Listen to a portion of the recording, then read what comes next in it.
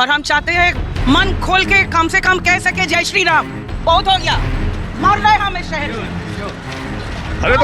अरे गुस्सा क्यों हो रही है दीदी, बात तो करते जाओ, आप बोलो जो बोला। क्या बोले गलत? आप क्या हम अल्लाह अकबर बोल सकते हैं लेकिन जय श्री राम नहीं बोल सकते, लेकिन जय श्री राम नहीं बोल सकते। दोस्तों, अभी जो आप वीडियो देख रहे थे वो है बंगाल की असली सच्चाई। बंगाल में जो जबरदस्त वोटिंग पैटर्न आपको देखने को मिला है, चाहे वो पहले फेज की बात करें या दूसरे फेज की। पहले फेज में करीब 92% और दूसरे फेज में भी 91% से ज्यादा वोटिंग।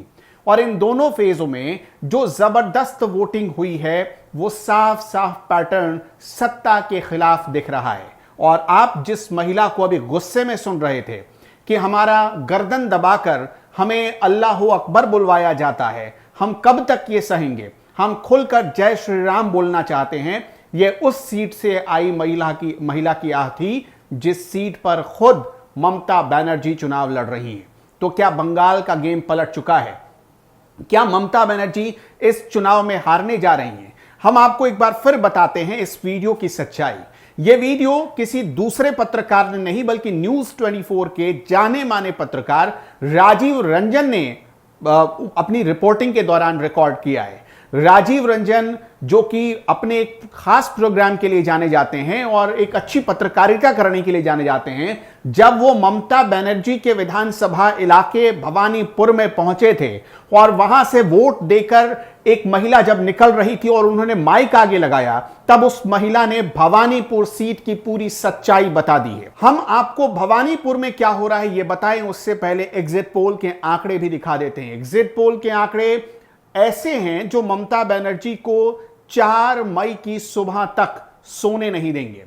हम ऐसा क्यों कह रहे हैं? क्योंकि 4-4, 5-5 बड़े एग्जिट पोल साफ इशारा कर रहे हैं कि पश्चिम बंगाल में बीजेपी की सरकार बनने जा रही है और ममता बनर्जी का जो साल 2011 से राज शुरू हुआ था, यानी जो करीब 15 साल पुराना राज था, वो अब खत्म होने जा रहा है। दीदी की दादागिरी बंगाल को पसंद नहीं आई, ये साफ साफ पैटर्न, वोटिंग पैटर्न भी बता रहा है। और जो एग्जिट पोल के आंकड़े आए हैं, ध्यान रखिएगा, ये एग्जिट पोल के आंकड़े हैं, एग्जैक्ट पोल नहीं है, मतलब ये फाइनल नतीजे नहीं हैं। और अभी तक जो इतिहास रहा है, एग्जिट पोल कई बार पलट भी जाते हैं जब नतीजे आते हैं तो।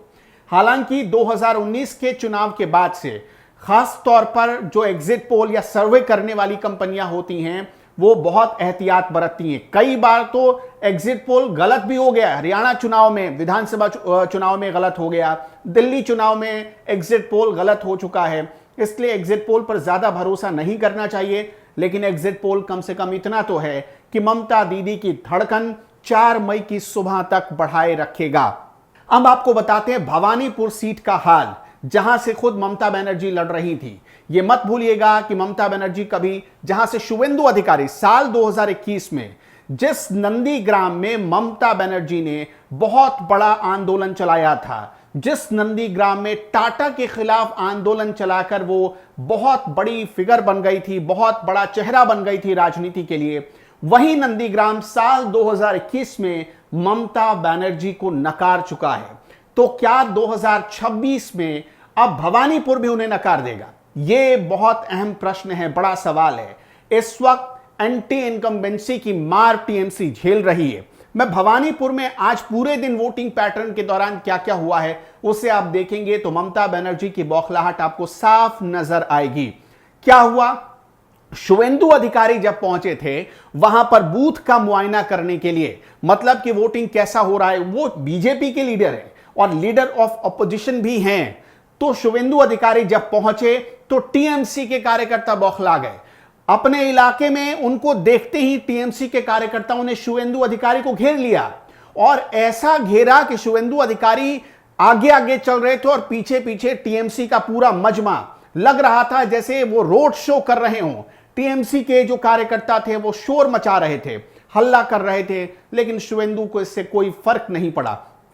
इसके अलावा जो वोट देने लोग आए थे, जो मतदान केंद्रों पर, बूथ पर पहुंचने वाले वोटर थे, खास तौर पर महिला वोटर, उसने बड़ा गंभीर आरोप लगाया। आरोप क्या लगाया कि जब ममता दीदी को वोट नहीं पड़ रहा था तो हर बूथ पर जाकर वहां टीएमसी के कार्यकर्ता सरकारी गाड़ियों में, मतलब पुलिस की गाड़ी में, जो लोकल पुलिस है, जो पश्चिम बंगाल पुलिस है या पश्चिम बंगाल में तैनात जो अधिकारी हैं, यह मत भूलिए कि वहां सीएपीएफ की भी तैनाती हुई है, सीआरपीएफ की भी तैनाती हुई है, यानी केंद्रीय एजेंसियां वहां पहुंचाई गई हैं, लेकिन उनको नहीं, बल्कि जो लोकल पुलिस है या जो लोकल अधिकारी पहले से पश्चिम बंगाल में काम कर रहे हैं, उनकी गाड़ियों में भर भर कर टीएमसी के लोग आते थे और बूथ के पास जाकर वोटर्स को धमकाते थे।